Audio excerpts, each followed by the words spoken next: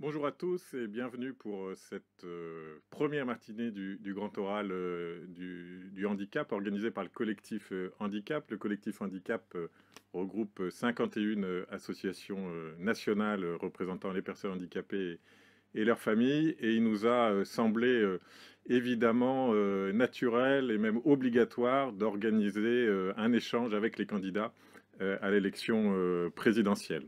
Alors ce grand oral, il se déroulera en deux matinées, la première aujourd'hui et la seconde le 14 mars prochain. Et dans ces deux matinées, nous avons fait le choix d'inviter l'ensemble des candidats, de l'extrême gauche à l'extrême droite, pour qu'ils et elles viennent échanger avec nous sur leur programme et sur l'impact aussi de leur programme, de leurs propositions sur les personnes handicapées et leurs familles. La matinée d'aujourd'hui, elle va se dérouler en plusieurs temps. La première séquence, qui va nous permettre d'échanger avec des représentants de notre collectif, va nous permettre de détailler un peu plus les revendications, les demandes de notre collectif à l'égard des candidats à l'élection présidentielle. Et puis nous aurons deux temps d'échange aujourd'hui avec deux candidats. La première, Valérie Pécresse, et ensuite Yannick Jadot.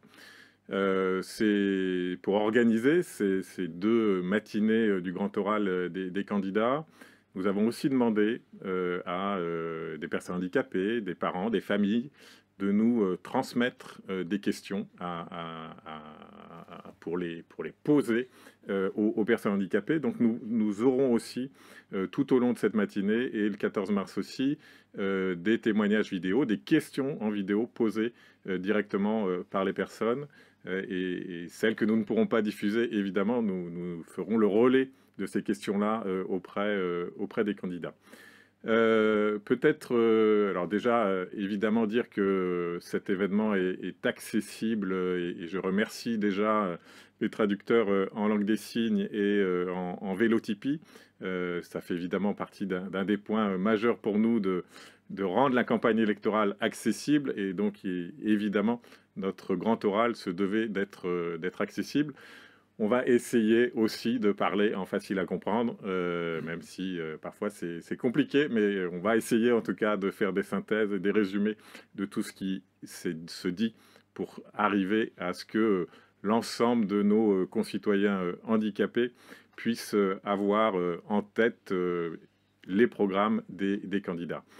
Peut-être aussi, bien évidemment, dire en cette période de crise internationale qu'on a bien entendu une pensée, un soutien pour les Ukrainiens qui se battent pour leur liberté, pour la démocratie, et finalement pour faire peut-être ce que l'on fait aujourd'hui, c'est-à-dire donner à la démocratie du sens, donner une parole au corps intermédiaire, aux personnes elles-mêmes, pour interpeller les candidats dans un moment central pour notre démocratie, l'élection présidentielle.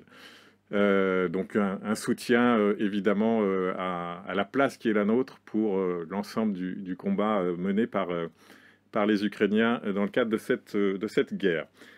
Alors dans le cadre des élections présidentielles, notre collectif, qui, comme j'ai dit, regroupe 51 associations nationales, a travaillé, a produit, a réfléchi ensemble pour faire un document que vous pourrez trouver sur notre site internet, qui s'appelle Citoyens avant tout, qui regroupe un certain nombre de propositions nombreuses sur des thématiques multiples, et nous avons sorti de ces propositions 5 revendications prioritaires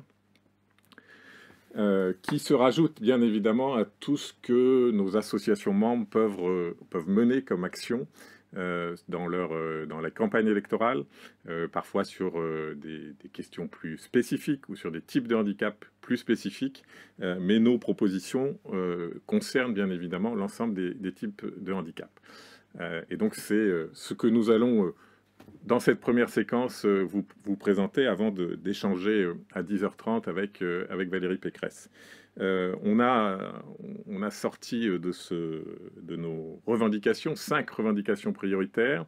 Elles concernent l'accessibilité, elles concernent la politique de l'autonomie, elles concernent aussi l'accompagnement des personnes handicapées, les ressources et enfin la participation des personnes handicapées et des associations à la co-construction des politiques publiques. Ce que je vous propose, c'est de commencer par la première thématique. Nous avons ici 3 intervenants en plateau et 3 intervenants en visio que je présenterai au fur et à mesure dans le cadre de leur prise de parole. Pour commencer, peut-être sur l'accessibilité. L'accessibilité, c'est évidemment une question centrale. C'était un des piliers de la loi de 2005, la loi handicap de 2005. Ça concerne évidemment le cadre bâti, la communication, la téléphonie, le numérique et bien d'autres sujets. On peut sans doute faire le constat que l'accessibilité pendant le dernier quinquennat n'a pas véritablement évolué en principe, et notamment particulièrement l'accessibilité du cadre bâti, mais aussi les autres types d'accessibilité, comme nous allons le voir au moment de cette séquence. Pour commencer, et pour illustrer un peu ce propos, et pour illustrer aussi nos questions et nos réflexions, nous allons écouter une question qui nous a été envoyée par une personne.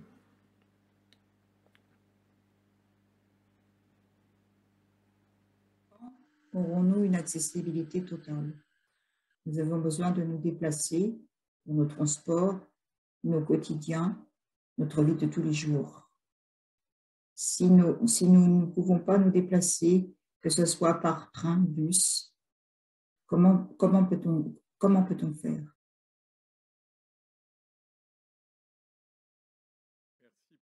Pour cette question donc, qui nous a été transmise, qui pose évidemment la question que nous posons aussi et que nous poserons aux différents candidats sur la nécessité de l'accessibilité universelle, même si la question fait le focus sur les transports, la question est évidemment beaucoup plus large.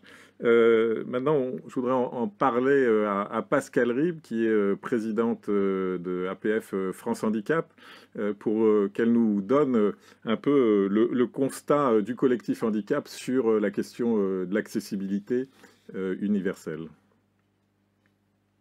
Alors Pascale Ribes est en studio, et en visio, pardon.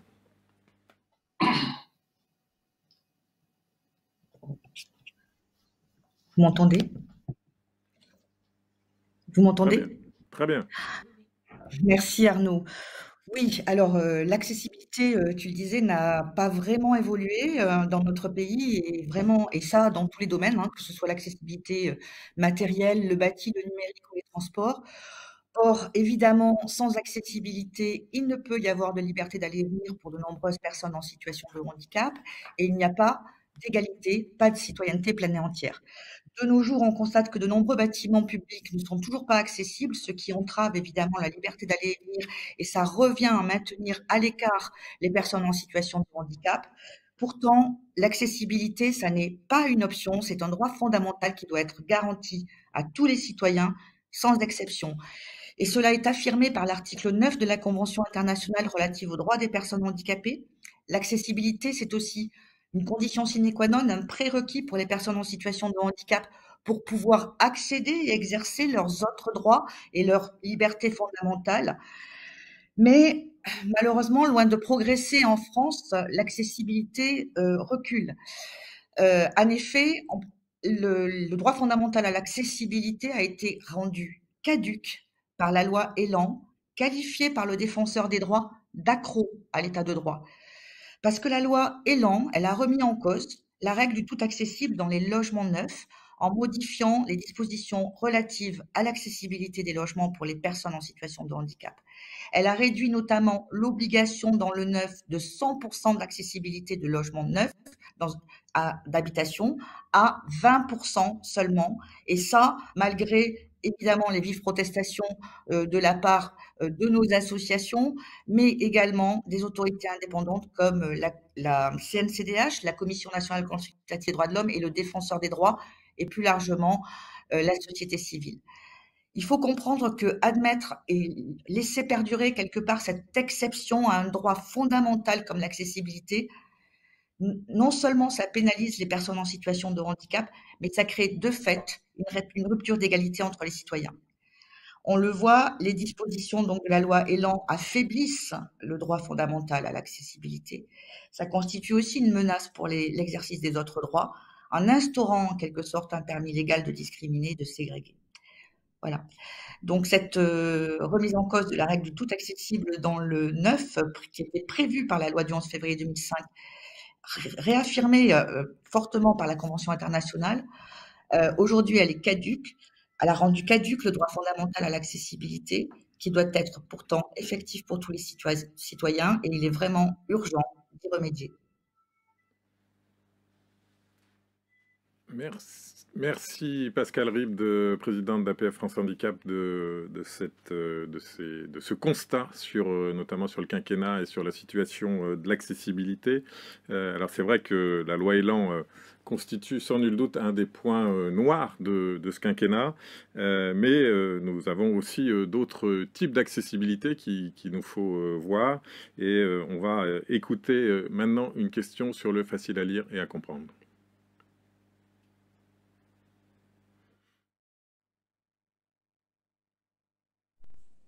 Allez-vous traduire vos documents électoraux en facile à lire et à comprendre?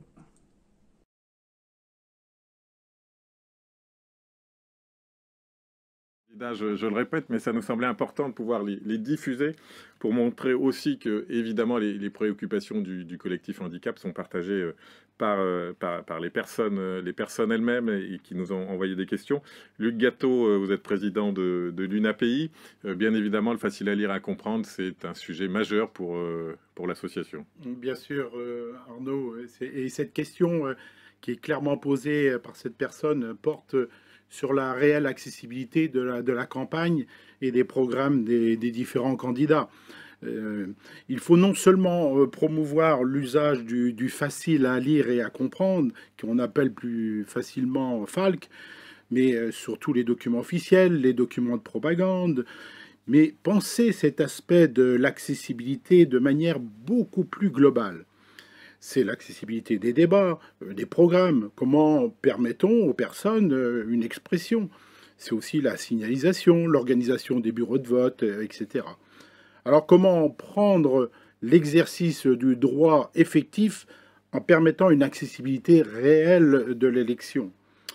Alors les personnes en situation de handicap ne sont pas seulement les destinatrices des politiques publiques, mais elles sont bien aussi actrices qui participent à la vie publique et citoyenne. Alors pour cela, il faut rendre effectif l'accès des personnes en situation de handicap à tous les services ouverts au public. Et cette accessibilité réelle suppose la sensibilisation, l'acculturation des professionnels, des services de droit commun, aux particularités cognitives, sensorielles des personnes concernées, ainsi que le déploiement du facile à lire et à comprendre, mais aussi d'autres modes de communication alternatifs, augmentatifs. Enfin, le but, c'est de permettre aux personnes en situation de handicap d'exercer pleinement et entièrement leur citoyenneté au sein même de notre société. Merci Luc. Alors évidemment, la question de l'accessibilité de la campagne électorale dépasse le FALC, le facile à lire et à comprendre.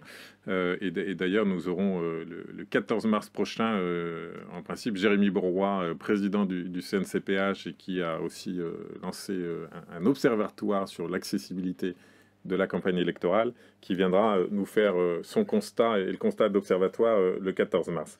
Vous l'avez compris, lors de cette présentation, on a voulu présenter un peu tous les types de handicap, en tout cas un certain nombre de types de handicap, et je voudrais maintenant que l'on écoute une question qui a été envoyée pour les candidats sur l'accessibilité numérique. Bonjour. La loi du 11 février 2005 prévoyait que l'ensemble des sites Internet publics devaient être accessibles. C'est-à-dire que dès la conception, certaines règles devaient être respectées pour que ces sites soient accessibles à tous. En 2022, on estime que seulement 3% des sites Internet publics respectent ces règles de conception. Si vous êtes élu, que mettrez-vous en œuvre pour que cela devienne enfin une réalité? Édouard Ferrero, vous êtes en visio, vous êtes président de la CFPSA. Est-ce que vous partagez le constat de cette question sur le manque et le peu de sites Internet accessibles? Absolument. On m'entend? Très bien.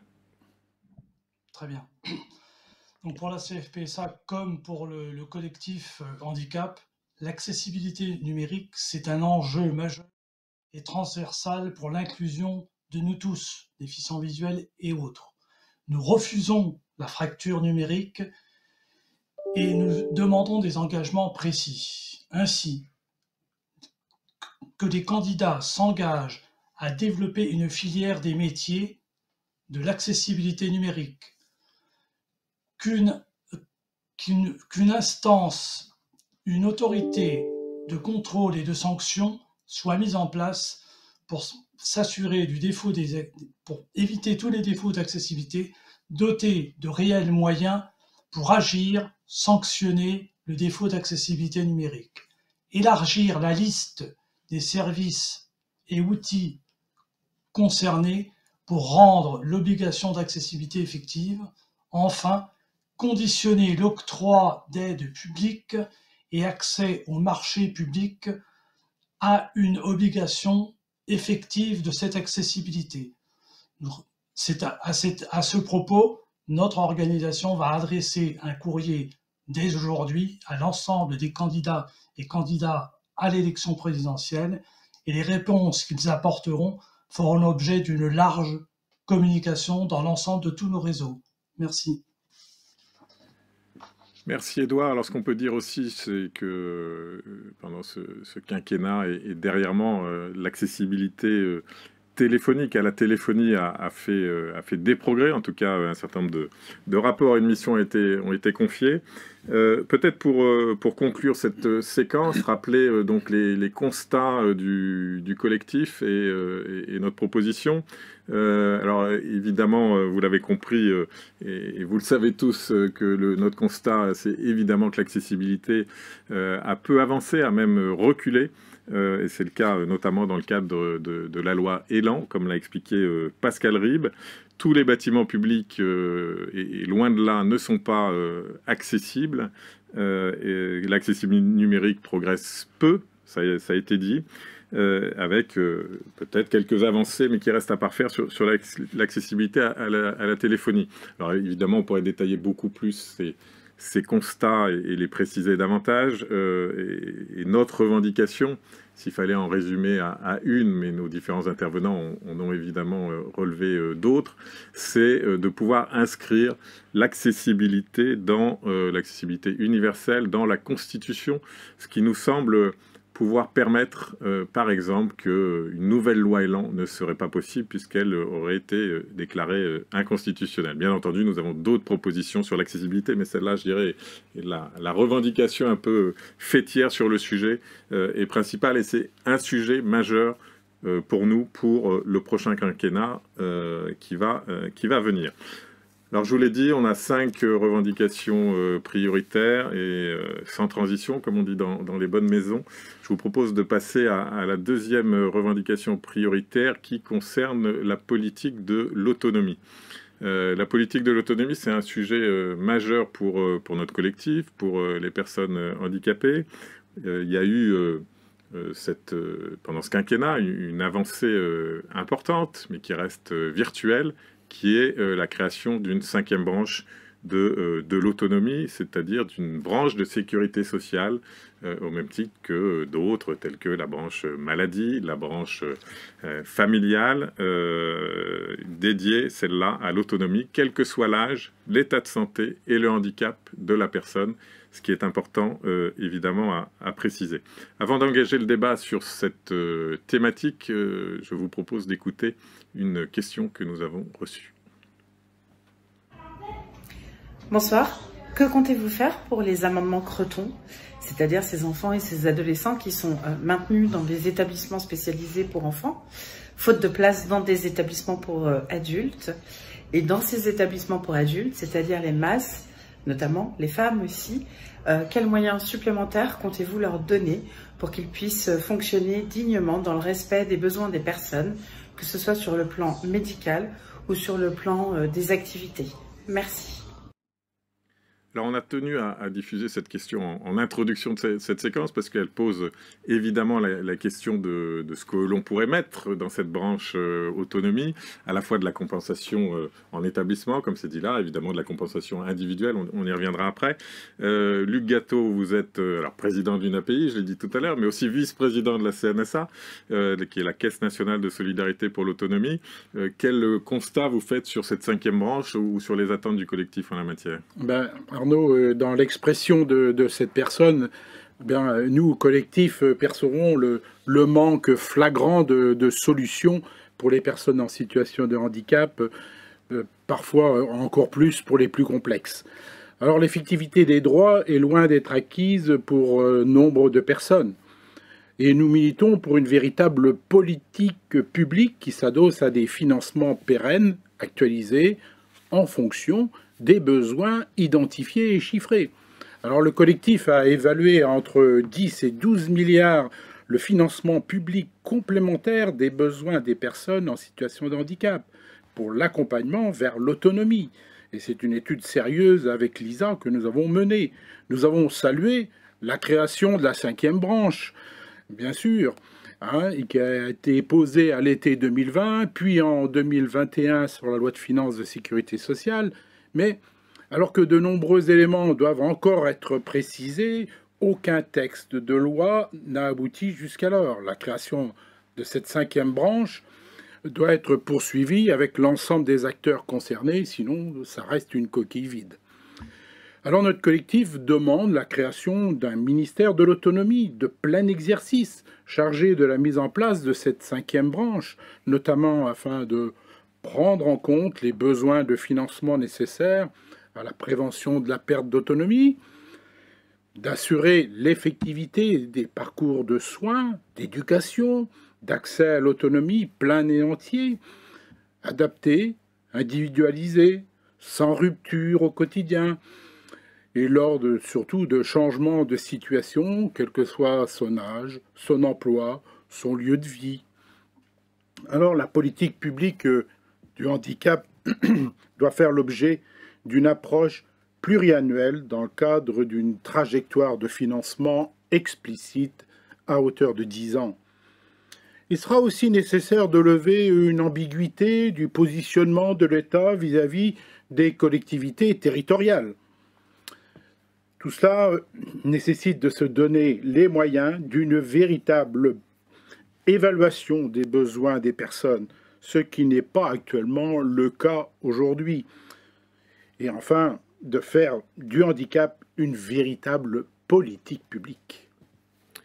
Merci Luc. Alors se donner les moyens de la compensation et d'une politique publique, c'est aussi permettre évidemment à chaque personne handicapée de bénéficier de la prestation de compensation, ce qui pour le moment n'est pas le cas. Et nous allons écouter une question qui nous a été envoyée par une personne handicapée. Chères candidates, chers candidats, aujourd'hui, les personnes TDAH n'ont pas accès à la prestation compensatoire du handicap.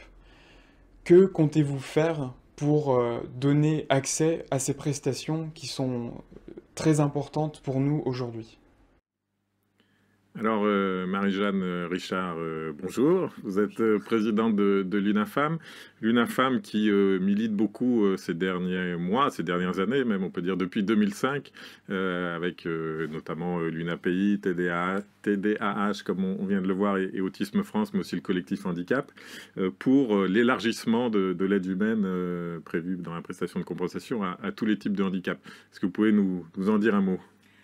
Tout d'abord, merci pour la question qui vient d'être posée, parce que soutenir l'autonomie des personnes en situation de handicap constitue un des principes de la Convention internationale des droits des personnes handicapées.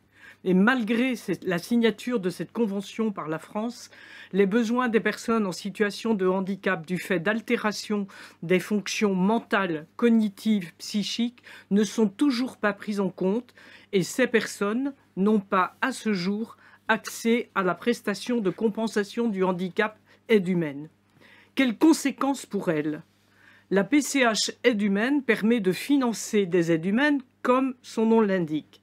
Mais dans notre société, qui fait du domicile le centre de gravité des parcours de vie, eh bien, elle permet, grâce au soutien à cette vie quotidienne, d'accéder à un logement individuel et surtout de s'y maintenir ou d'accéder aux habitats partagés. Depuis 2021, cette prestation permet également l'accès au forfait pour l'exercice de la parentalité. Elle conditionne donc, à bien des écarts, l'accès à la société inclusive. A contrario, le non-accès à cette PCH aide humaine est un frein à l'autonomie et une entrave à l'inclusion. Lors de la conférence nationale du handicap de 2021, le président de la République s'était engagé, avait lancé des travaux pour une adaptation effective de la prestation de compensation du handicap, au handicap psychique et aux troubles du neurodéveloppement, afin de mettre fin à l'inadaptation d'un texte réglementaire. Donc des experts associatifs du collectif ont travaillé pour conduire ces travaux durant de nombreux mois et proposer ainsi une révision de l'annexe 2.5 du Code de l'action sociale et des familles. Et maintenant, le collectif handicap reste en attente d'un décret modifiant ce référentiel d'accès à la prestation de compensation du handicap afin d'améliorer les conditions d'octroi de cette PCH et de l'élément 1 aide humaine de la PCH. Et seule cette modification permettra de mettre fin à une discrimination. Merci Marie-Jeanne. Donc un décret que l'on attend et surtout après des financements sans doute et une mise en œuvre.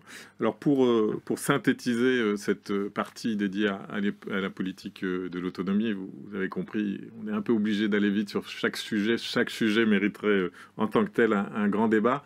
Mais pour synthétiser cette partie dédiée à l'autonomie, dire que donc une 5e branche a été créée par le gouvernement, mais qu'elle ne répond pas à ce stade à l'ensemble des besoins, que ça reste une coquille vide. Dire aussi que beaucoup de personnes en situation de handicap n'ont toujours pas accès à la prestation de compensation, que les barrières liées à l'âge ne sont pas toutes levées. Il y a aussi eu la création pendant ce quinquennat d'une PCH parentalité, mais dont le calcul repose sur un forfait et le collectif handicap avec l'ensemble de ces associations réclame d'individualiser le calcul de cette PCH parentalité comme tous les éléments de la PCH. En termes de demande, de revendication du collectif, c'est évidemment d'avoir, et Luc Gatto l'a dit, d'avoir une loi de programmation. Qui dit loi de programmation, ça veut dire dédier des moyens que nous avons évalué à 10 à 12 milliards d'euros supplémentaires, ce qui veut dire qu'il faut les programmer dans le temps. C'est peut-être pas dès 2022, mais en tout cas dans le temps d'avoir cette programmation, et ce qui permettra de répondre à beaucoup de situations, mais aussi de créer une prestation universelle d'autonomie pour compenser de manière intégrale, effective et sans reste à charge la compensation des personnes handicapées. Cette branche autonomie, elle devrait aussi permettre d'améliorer la qualité de l'accompagnement. C'est en tout cas ce que nous pensons et ce qui nous permet de passer à la 3e thématique. Et pour lancer le débat et la séquence, je vous propose là aussi d'écouter une question qui nous a été envoyée. Dites-moi comment je peux envisager sereinement l'avenir de mes 2 fils autistes et déficients intellectuels de 23 ans. Quand je vois le manque de personnel qualifié, faute de considération, et l'absence d'établissements spécialisés qui ne sont pas des asiles mais des lieux de vie adaptés, j'ai peur, très peur. Alors cette question pose évidemment la question de l'accompagnement, de la qualité de l'accompagnement, de la liberté de choix des personnes handicapées de leur lieu de domicile, à domicile ou en établissement, mais en tous les cas de la qualité de l'accompagnement, que ce soit de l'aide à domicile ou en établissement. Luc Gatto, vous êtes toujours président de l'UNAPI. Est-ce que, enfin l'UNAPI avec d'autres, le collectif handicap, mais je pense à d'autres aussi acteurs de notre collectif tels que l'UNIOPS, se sont beaucoup mobilisés, notamment dans le cadre du Ségur de la santé, des oubliés du Ségur de la santé. Une récente conférence sociale a amené quelques améliorations, mais encore insuffisantes. Quelle est la situation en termes d'accompagnement dans les établissements? Alors, la question posée par cette maman nous montre combien est importante les difficultés que nous rencontrons depuis plus d'1 an. Et l'ensemble du collectif, bien sûr, a alerté sans relâche le gouvernement sur ces effets néfastes du Ségur de la santé, tels que des mises en danger de la sécurité, des ruptures d'accompagnement, suivies particulièrement sur les personnes qui ont le besoin d'accompagnement complexe, que ce soit en établissement ou à domicile. Les familles sont également victimes collatérales des fermetures d'établissements qui les obligent à accueillir un proche dont elles n'ont pas forcément le souhait, voire même parfois être obligées de suppléer bénévolement par le manque de professionnels.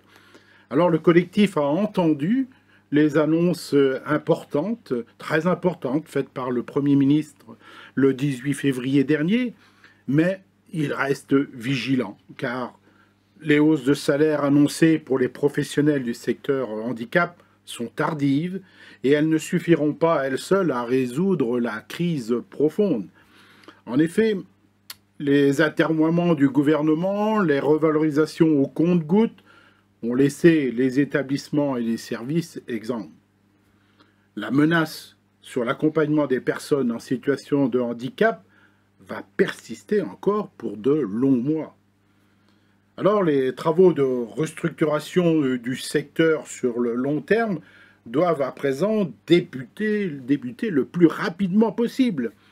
Les enjeux sont importants pour redonner sens à l'accompagnement des enfants et adultes en situation de handicap, que ce soit à domicile ou en établissement, en respectant les principes de la Convention relative aux droits des personnes handicapées, à savoir le choix du mode de vie, des accompagnements appropriés, avec une logique de non-discrimination d'accès aux services et aux équipements de droit commun. Il y a donc urgence à revaloriser les métiers de l'accompagnement, car l'accès à un accompagnement de qualité est un droit fondamental pour les personnes en situation de handicap et une condition nécessaire pour une vie digne au sein même de notre société. Merci Luc. Donc on voit que le Ségur de la santé, la conférence sociale, n'a d'une part pas résolu toutes les difficultés et méritera, dans le cadre du prochain quinquennat, d'être poursuivi ou d'être concrétisé. La question de l'accompagnement est évidemment plus particulière, ou en tout cas plus importante pour les personnes polyhandicapées. Et avant d'aborder le sujet avec Marie-Christine Thézenas-Dumoncel, qui est présidente du groupe Polyhandicap France, je voudrais que nous écoutions une question qui nous a été envoyée. Bonjour. Quelles sont les solutions envisagées pour accompagner et répondre aux besoins de jeunes adultes comme mon fils qui ont une très forte déficience intellectuelle et ne sont et ne seront pas autonomes tout au long de leur vie? Pour information, sa psychologue évalue l'autonomie de mon fils équivalente à celle d'un enfant de 1 an et demi, mais mon fils a 23 ans. Merci pour vos réponses.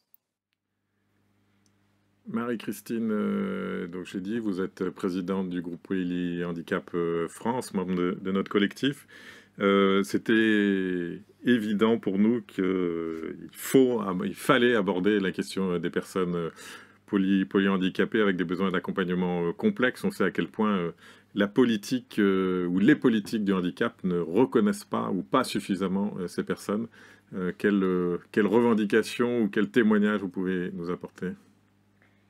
Eh bien, d'abord, les deux précédentes questions ont exactement posé les difficultés que nous rencontrons quotidiennement. Effectivement, mon cœur de métier est le polyhandicap, mais je parle aussi pour des handicaps complexes. Je parle pour l'autisme, je parle pour la déficience intellectuelle profonde, je parle pour le handicap psychique, qui sont des handicaps, ce qu'on appelle des handicaps complexes, c'est une drôle d'expression, parce qu'il n'y a évidemment pas de handicap simple. Mais tout de même, ce qu'il faut en dire, c'est que ce sont des personnes qui auront le moins d'autonomie et le plus besoin d'un accompagnement humain solide. Et c'est là-dessus que je voudrais intervenir. Parce que le premier point tout de même, c'est que je ne sais pas de qui je parle. Ça peut vous surprendre, mais en réalité, je ne sais pas combien de personnes je viens d'embarquer avec moi dans ce discours. Je ne sais pas combien, parce que nous n'avons aucune étude épidémiologique, nous n'avons aucun diagnostic territorial, nous n'avons même pas eu ce diagnostic c'était dans la loi de 2002, c'est 20 ans, c'était dans la loi de 2005, c'était la première mesure du feu, le volet polyhandicap. Rien n'a été fait, ça fait 20 ans que ça dure. Alors moi je veux bien qu'on construise toutes les politiques publiques du monde, mais comment est-ce qu'on construit des politiques publiques quand on ne sait pas combien de personnes sont concernées? C'est exactement comme si on rentrait avec un super tanker dans le canal de Suez avec tous les appareils en panne et un bandeau sur les yeux. C'est juste insupportable. On ne sait pas et donc on avance comme on peut dans le flou. Ces handicaps-là sont des handicaps qui ont surtout besoin d'un accompagnement humain. Alors là, j'ai l'impression de faire un peu voiture-balai parce que tout a été déjà dit avant, notamment sur la compensation. La compensation humaine, elle est considérable, enfin c'est un besoin considérable. Un certain type de handicap n'y ont pas accès, et pour ceux qui y ont accès, notamment le polyhandicap, on a un volume horaire qui est complètement insuffisant quand on sait qu'on parle de personnes extrêmement dépendantes, parfois affligés d'épilepsie qui peuvent aller jusqu'à mettre leur jour en danger, et donc qui ont besoin d'un accompagnement continu, formé, en nombre suffisant, précoce et tout au long de la vie. Alors évidemment, les familles font ce qu'elles peuvent, mais il faut un accompagnement professionnel et un accompagnement en équipe, d'où la nécessité des structures, des établissements et des services. Et en établissement et services, les places manquent. Mais quand je vous dis qu'elles manquent, c'est dans des proportions absolument ahurissantes. Je vous donne un exemple très simple, c'est factuel. Ce sont les chiffres de l'adresse. Il y a 6000 jeunes actuellement en amendement Creton qui attendent des places dans des établissements pour adultes. Dans le polyhandicap, il nous manque 10 000 places. Dans l'autisme, il en manque peut-être 10 fois plus. Et dans le handicap psychique, on n'en parle même pas. C'est minimum 4 ans d'attente pour obtenir une solution. Et pour les handicaps rares, c'est 70% de handicaps rares qui sont à domicile. Pas par choix, par nécessité. Quand on a la chance de trouver une place, c'est comme les chaises musicales. Quand on a la chance de trouver une place, quand on a la quantité, on n'a pas forcément la qualité parce que les établissements, et notamment les établissements pour adultes, ont des budgets insuffisants. Donc, ils ont des personnels trop peu nombreux, trop peu formés, trop peu qualifiés. Quand vous êtes 3 pour faire 12 toilettes de personnes totalement dépendantes, vous imaginez que ce sont des matinées absolument grisantes pour les personnes qui attendent leur tour. C'est insupportable. Et donc, on sait qu'on a mené une étude au GPF et on s'est rendu compte, mais une étude vraiment dans le strict respect des normes qui nous sont données, eh bien, on arrive à des sommes qui sont le double de ce qu'on rencontre habituellement. C'est juste effrayant dans les masses, les femmes, et même dans les établissements pour enfants. Et pour finir, on a un manque de formation qui est absolument tragique, parce que ces handicaps complexes n'existent quasiment pas dans les formations initiales, et pour ce qui concerne les formations continues, on n'a pas les budgets. On n'a pas les budgets parce qu'il faut non seulement payer les formateurs, mais de surcroît, dans ce type de handicap, il faut remplacer les gens qui sont partis en formation. Parce que, voilà, c'est pas juste des hologrammes qu'on envoie en formation. Donc, voilà, c'est une situation, alors je suis désolée, hein, c'est pas très gai ce que je vous raconte. Il faut quand même savoir que les établissements sont très caricaturés pour des raisons à la fois idéologiques et financières telles que je viens de les décrire, et que pourtant, ce sont quand même des lieux, quand ils sont convenablement dotés et accompagnés, sont des lieux d'épanouissement merveilleux et pour les enfants et pour les adultes qui n'auront pas accès à une autonomie pleine, qui auront accès à une toute petite autonomie qu'il faut accompagner et qui trouveront justement ces échanges au sein des établissements. Voilà, je voulais finir là-dessus. Et donc, ce que je veux dire, c'est les gens ne connaissent pas ça. Quand je dis les gens, je vous parle de nos gouvernants, ARS comprises. On se demande à quelle gouvernance on a affaire, décider avec quelles compétences, quelles connaissances, on entend des choses parfois ahurissantes et quel budget. Alors c'est vrai que ça m'agace un peu quand on vient nous parler de citoyenneté pour des gens dont on bafoue les droits à longueur de temps, à longueur d'année et à longueur de vie. Merci Marie-Christine. Alors c'est vrai que dans nos échanges que nous avons régulièrement au sein du collectif, vous insistez beaucoup, alors d'une part sur la diversité, la pluralité des types de handicap et aussi sur la liberté de choix. Et là, vous l'avez redit, de choix de pouvoir vivre en établissement si c'est possible, dans des conditions que vous avez citées, que nous avons aussi expliquées en termes d'accompagnement, mais aussi de pouvoir vivre évidemment à domicile pour ceux et celles qui le souhaitent. Peut-être pour clore cette... une fois encore, faites un peu rapidement et chaque thématique nécessiterait beaucoup plus de débats, mais que nous essayerons d'avoir avec les candidats.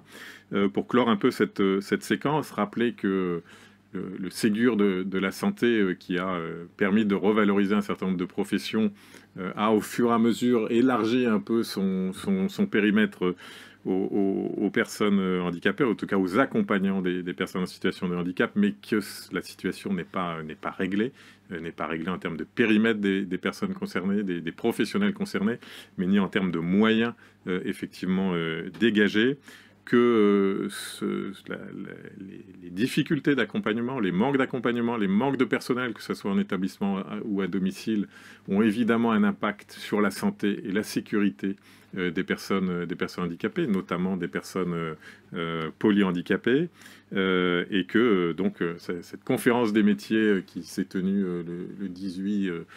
le 18 février dernier n'a pas encore réglé la totalité de ces situations d'urgence et restera un sujet majeur pour le prochain quinquennat. Alors là aussi, on a évidemment plusieurs revendications, mais il faut en mettre une un peu en exergue. Il faut naturellement, et je pense que ça passera notamment par la programmation et les moyens dégagés dans le cadre de la branche autonomie, mais garantir cette qualité de l'accompagnement en nombre suffisant grâce à des formations aussi, de meilleures formations, ça a été dit notamment par Marie-Christine, et par aussi la valorisation des compétences, par aussi une réflexion sur l'amélioration des conditions de travail pour les accompagnants. Qui dit liberté de choix de vie, dit aussi de se poser la question des ressources et du pouvoir d'achat des personnes handicapées, puisque évidemment sans ressources, il est sans accompagnement, on vient de le voir, mais sans ressources, il est compliqué d'avoir une pleine autonomie. Et donc c'est la quatrième thématique que l'on va aborder maintenant. C'est un sujet qui, pendant le quinquennat, a fait beaucoup débattre et constitue sans nul doute un deuxième point noir de ce quinquennat. Et la liste pourrait être longue, mais en tout cas, après la loi Elan, le refus pendant 2 ans du gouvernement d'individualiser l'allocation aux adultes handicapés a été perçu par notre collectif, par toutes les associations de personnes handicapées, par les personnes handicapées elles-mêmes, par l'ensemble des partis politiques que nous interrogerons tous sur cette question-là, a été perçu comme une remise en cause, ou une incohérence en tout cas, de la politique de l'autonomie et de la société inclusive telle qu'elle nous est rappelée très régulièrement. Pour en parler, nous allons retourner vers Pascale Ribes, qui est présidente d'APF France Handicap, pour nous faire un peu le bilan de la situation concernant le pouvoir d'achat des personnes handicapées et notamment l'allocation aux adultes handicapés. Merci Arnaud. Oui, alors, sans ressources, tu l'as dit, il ne peut pas y avoir d'autonomie financière. Le refus d'individualiser, comment dire, a été effectivement quelque chose qui reste complètement incompréhensible, mais aussi dire qu'en réalité, comprendre qu'aujourd'hui, contrairement aux idées reçues, le pouvoir d'achat des personnes en situation de handicap, il n'a pas vraiment évolué. Seules les modalités de calcul ont changé et certaines personnes en situation de handicap, allocataires de l'allocation aux adultes handicapés, ont même connu une perte de leur pouvoir d'achat. Alors quand on nous dit qu'il y a eu une augmentation de la hache, c'est vrai, le montant il est passé de 810 € en 2017 à 903 € aujourd'hui, mais c'est une augmentation en trompe-l'œil parce qu'au passage, le gouvernement a désindexé l'allocation de l'inflation, il a gelé le plafond de ressources qui ouvre droit pour les couples, il a aussi supprimé purement et simplement le complément de ressources qui était de l'ordre de 180 € qui venait en plus de la hache pour les personnes qui avaient une capacité de travail réduite de moins de 5, enfin, qui étaient dans les capacités de, comment dire, les personnes très lourdement handicapées qui avaient une capacité de travail inférieure à 5%. Donc, 180 € supprimés. Vous voyez, ça fait moins quand même. Hein, donc, tout ça, ça limite considérablement la portée réelle, finalement, de cette augmentation. Elle a été totalement atténuée par un certain nombre de règles, et voire même certains allocataires ont été pénalisés. De plus, aujourd'hui, l'allocation adulte handicapé reste toujours connectée aux ressources du conjoint. Pourtant, le handicap demeure, il ne disparaît pas parce qu'on a un conjoint. Donc, cela revient à mettre les personnes à la charge de leur conjoint et à les maintenir finalement dans une situation de dépendance financière comme des mineurs qui sont sans ressources personnelles. On peut dire aussi que, comment dire, je pense que les présidentielles, c'est justement le sujet des ressources des personnes en situation de handicap, c'est un véritable enjeu pour les présidentielles parce qu'il est vraiment temps de changer la donne pour que les personnes en situation de handicap puissent vivre dignement et de façon autonome avec des ressources à la fois suffisantes, c'est-à-dire au-dessus du seuil de pauvreté, et sans dépendre de celle du conjoint. C'est vrai que si chaque personne doit aussi pouvoir travailler si elle le peut, il faut aussi que chaque personne puisse bénéficier de ressources lui permettant de vivre au-delà du seuil de pauvreté si elle ne le peut pas.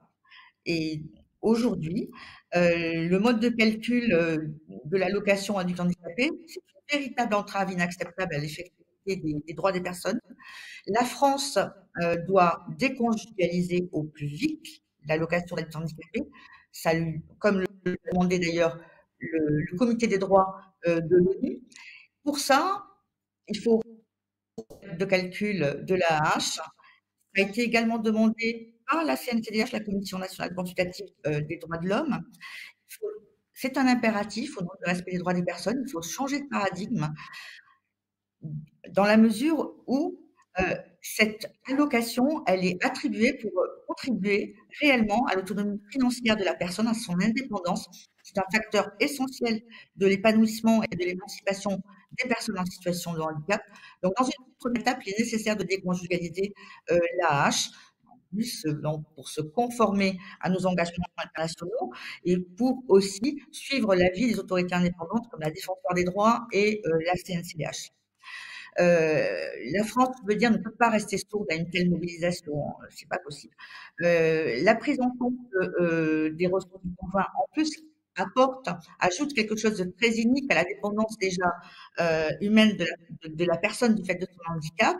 Elle ajoute une dépendance financière qui est totalement délétère, qui est contraire à la Convention internationale et qui touche particulièrement les femmes en situation de handicap qui se retrouvent dans une situation de dépendance financière face à leur conjoint. Et on le sait, c'est un terreau fertile pour la soumission, l'emprise et la violence.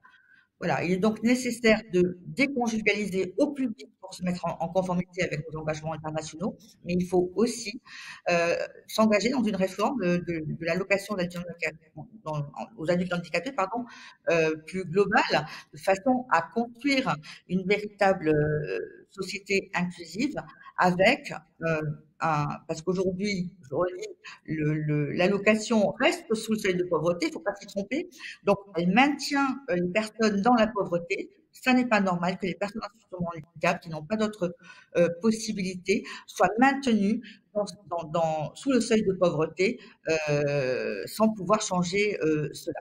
Donc, voilà, il faut que le fonctionnement actuel, en plus de la hache, fait reposer vraiment une charge disproportionnée sur la solidarité familiale, notamment sur le conjoint, ça n'est pas normal non plus. La solidarité nationale devrait primer. Voilà.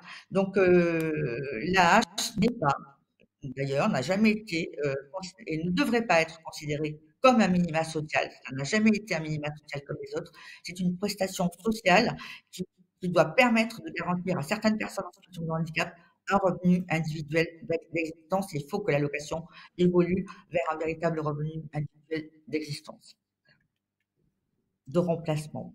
Donc. Merci, merci Pascal, Pascal Ry, président d'APF France Handicap, d'avoir rappelé le combat sur l'individualisation de la hache, mais aussi d'avoir rappelé que ce n'est pas le seul sujet, bien évidemment, sur la question des ressources des personnes handicapées. Qui dit parler ressources des personnes handicapées et réflexion globale invite évidemment à réfléchir sur les pensions d'invalidité, sur leur montant, qui est souvent inférieur à la hache, mais aussi de parler du lien avec l'emploi. Et nous allons en parler rapidement avec Sophie Crabette, mais avant, je vous propose d'écouter une question qui nous a été envoyée. Parfois longue. Que proposez-vous pour entrer plus facilement en ESAT? Que proposez-vous aussi pour que l'emploi en milieu ordinaire devienne plus inclusif? Merci.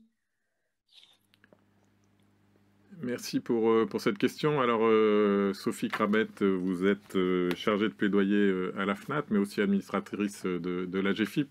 Alors, évidemment, cette question ne s'adresse pas à vous, elle s'adresse aux candidats, mais en tout cas, c'était l'occasion de pointer la question de l'emploi, puisque naturellement, si on veut être libre de son choix de vie, de sa vie, c'est aussi d'avoir un emploi en milieu ordinaire quand c'est possible.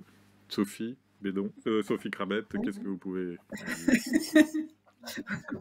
Oui, merci Arnaud. Peut-être en 2 points, effectivement. Premier point sur les pensions d'invalidité, et deuxième point, je ferai la transition avec l'emploi pour répondre justement, entre autres, à la question de ce jeune homme. Donc effectivement, déjà partager le constat qu'a pu faire Pascal concernant la hache, et malheureusement concernant les pensions d'invalidité, effectivement, là aussi on est sur des revenus très insuffisants, ce qui est un peu paradoxal puisque normalement ce sont des personnes qui ont travaillé, cotisé, et on pourrait donc penser qu'elles sont un peu plus à l'abri, si je puis dire, de la précarité que peuvent l'être les bénéficiaires de l'AAH. Et là, on constate de fortes disparités avec entre des salariés qui vont avoir une entreprise, qui auront une complémentaire et qui va pouvoir compenser une partie des baisses de salaire, et celles qui n'en ont pas, ce qui est la majorité. Et pour celles qui n'en ont pas, je rappelle très vite que la pension d'invalidité est calculée sur le salaire moyen des 10 meilleures années de la personne et que pour une pension en catégorie 1, la personne va avoir 30% de son salaire et 50% pour une pension en catégorie 2, alors que ce sont souvent des personnes qui vont avoir beaucoup de mal, compte tenu de leur situation de santé, à reprendre le chemin de l'emploi.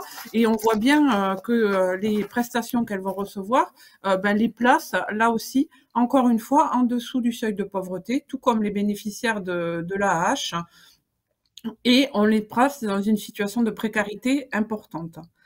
Dans le même temps, les personnes qui vont pouvoir exercer un emploi, là on va parler du cumul peut-être emploi-ressources, eh bien c'est là encore pas du tout incitatif, puisqu'en fait, si les personnes reprennent un emploi, elles risquent de perdre du pouvoir d'achat en reprenant leur emploi, puisque la pension d'invalidité peut leur être supprimée. Alors je rentre pas dans les détails parce que c'est un petit peu compliqué, et surtout, ce qu'on constate, c'est qu'en tout état de cause, elles pourront pas, si elles veulent conserver leur pension d'invalidité, progresser dans leur emploi, puisque la pension d'invalidité ne permet pas à la personne de dépasser son ancien salaire. Donc on condamne en fait les personnes à ne pas pouvoir gagner plus, à ne pas pouvoir progresser socialement. C'est quand même quelque chose d'assez terrible.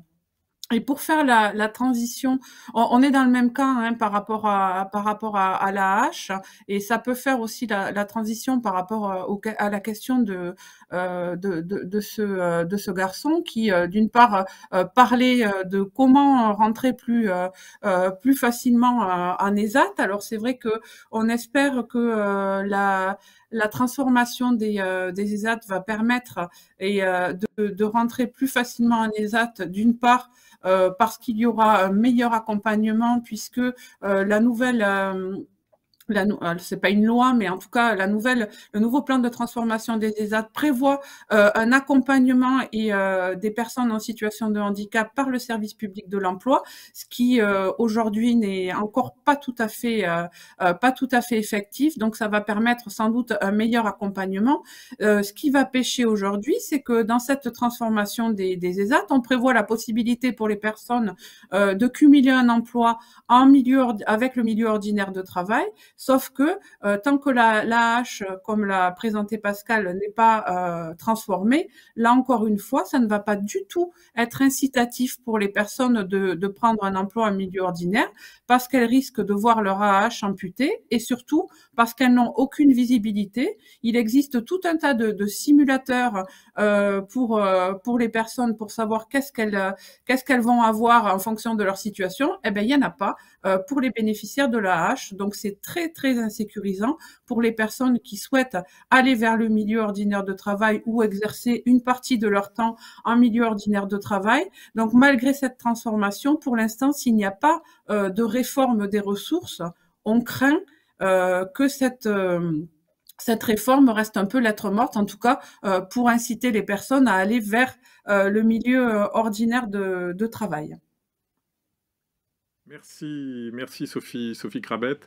Alors en synthèse de cette partie, avant de passer à notre dernière thématique, vous dire que l'AAH reste sous le seuil de pauvreté, reste conjugalisé, le gouvernement ayant refusé l'indépendance financière des allocataires et l'individualisation. C'est évidemment une question qui nous est souvent remontée sur les réseaux sociaux dans le cadre de la préparation de ce grand oral et que nous posons à l'ensemble des candidats. Les pensions d'invalidité sont aussi insuffisantes et souvent en deçà du montant de l'AAH. Évidemment l'accès au travail et au milieu ordinaire, même si les chiffres du chômage des personnes handicapées a diminué dernièrement, restent très discriminants et problématiques. Nos revendications, là encore, elles sont multiples, mais il fallait en sortir une, voire deux. Là, en l'occurrence, c'est évidemment de créer un revenu minimum d'existence pour toutes les personnes handicapées et déconjugaliser le calcul de l'AAH pour permettre l'indépendance financière et l'autonomie des personnes qui touchent l'allocation aux adultes handicapés. Dernière thématique, alors on est un peu en retard, je le précise, pour ceux qui nous rejoindraient maintenant pour écouter Valérie Pécresse, mais ça viendra dans pas longtemps. Dernière thématique qui est la question de la participation des personnes handicapées et des associations à la co-construction des politiques publiques. C'est un des axes qui a été aussi relevé dans le cadre du Comité des droits des Nations Unies, qui a été rendu en septembre dernier. Édouard Ferrero, vous êtes président de la CFPSA. Quel bilan tirez-vous de votre côté, du côté du collectif, sur cette co-construction des politiques publiques? Alors, dans le domaine de la participation à la vie politique, et on le vit aujourd'hui, on se réunit aujourd'hui pour préparer et à recevoir les candidats. Ça veut dire quoi? Pour avoir une réelle information, ce que nous voulons, c'est d'une part celle-ci se fait de plus en plus à partir du numérique. Nous demandons donc à tous les candidats à l'élection présidentielle que les sites qu'ils vont mettre en place, qu'ils vont déployer ces jours-ci, respectent tous les normes d'accessibilité. Par ailleurs, nous demandons que toute la propagande qui va se déployer tout au long de ces semaines qui viennent le soit le plus possible compréhensible par tout le monde, et donc le FALC, facile à lire et à comprendre, devrait être la règle. Par ailleurs, les fichiers utilisés devront tous être en format accessible et donc bannir le format image, faire en sorte que si les vidéos sont utilisées pour faire passer les messages, que ces vidéos soient de toute façon audio décrites. Enfin, s'agissant des débats publics et des débats qui vont avoir lieu dans les médias audiovisuels, que pour les personnes sourdes et malentendantes, soit systématiquement prévu la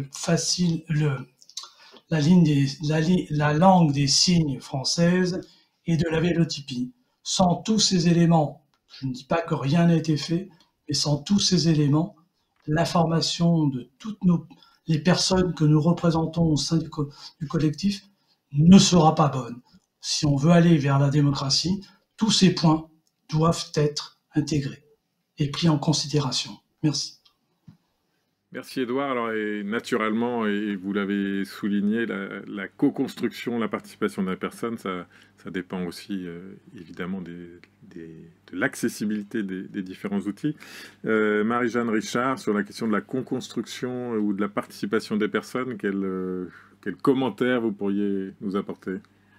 Alors, peut-être déjà dire que la crise Covid a montré que les associations étaient indispensables pour maintenir du lien social. Ces associations indispensables pour maintenir du lien social, elles sont en plus des lieux d'exercice de la démocratie. Insuffisamment écoutées, parfois malmenées par les politiques, la participation des personnes et de leurs associations représentatives doit être soutenue. Le collectif réaffirme l'importance des corps intermédiaires, de la participation des personnes concernées et de leurs associations représentatives. Une voix à faire entendre n'a jamais été autant d'actualité. Les recommandations, et ça fait écho aux recommandations du Comité des droits de l'ONU. Il a clairement pointé que le modèle français n'était pas tout à fait le bon. Les politiques publiques doivent se construire avec les associations représentatives des personnes en situation de handicap. Et le collectif handicap, avec ses 51 associations, est légitime pour être cette partie prenante de construction des politiques publiques. Merci Marie-Jeanne pour conclure cette partie. On peut donc rappeler le constat que fait le collectif, que les associations représentatives et les personnes handicapées sont insuffisamment concertées ou impliquées dans la construction des politiques publiques, malgré le rôle évidemment qu'elles jouent, et notamment que les associations ont montré pendant la crise sanitaire. Il faut bien évidemment partir des besoins et des attentes des personnes, que les personnes elles-mêmes peuvent exprimer, mais que aussi les associations que nous représentons peuvent évidemment exprimer auprès des pouvoirs publics, comme l'a souligné le rapport du Comité des droits des Nations Unies. Bien entendu, c'est un des points majeurs pour nous et que nous poserons aussi à l'ensemble des candidats sur la manière dont ils veulent construire leur politique publique et la manière dont ils veulent associer notamment le collectif handicap. Nous avons maintenant terminé la présentation de nos revendications. Alors une fois encore, ce n'est pas toutes nos revendications, mais il nous semblait important de démarrer ces 2 matinées du grand oral sur le handicap par les positions du collectif. Comme ça, vous savez, vous qui nous regardez en direct ou en replay, vous savez quelles sont les attentes de notre collectif. Je l'ai dit en introduction, mais vous pouvez sur notre site retrouver la totalité de nos revendications et télécharger ce petit livret. Merci beaucoup à nos participants en visio et en studio, bien entendu, pour avoir présenté ces revendications. Et on va passer tout de suite, sans transition, ou à peine une mini-transition, avec les débats, les échanges avec les candidats. Et je vous le rappelle que nous avons aujourd'hui deux candidats, Valérie Pécresse et Yannick Jadot, avant de recevoir les autres le 14 mars.